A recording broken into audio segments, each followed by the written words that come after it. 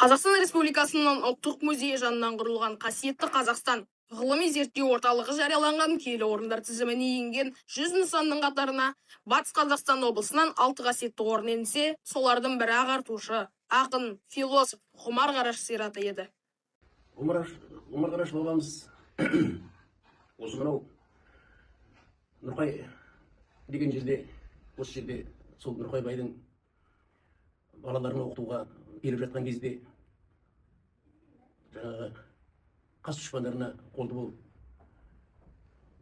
кеткен адам. Оны 1978 жылы Жұлдыз журналынан оқығаным бар. Сонда Ефрем Панченко деген қызылдар келсе қызыл болып, ақыр келсе ақыр болып осы жерде жүрген азаматтар соған Нұрқай бай айдап салып өтеткенге ұқсайды. Ғұмар Қараш кесенесі орналасқан Жәнібек өңірін халық Ғұмар елі деп атайды.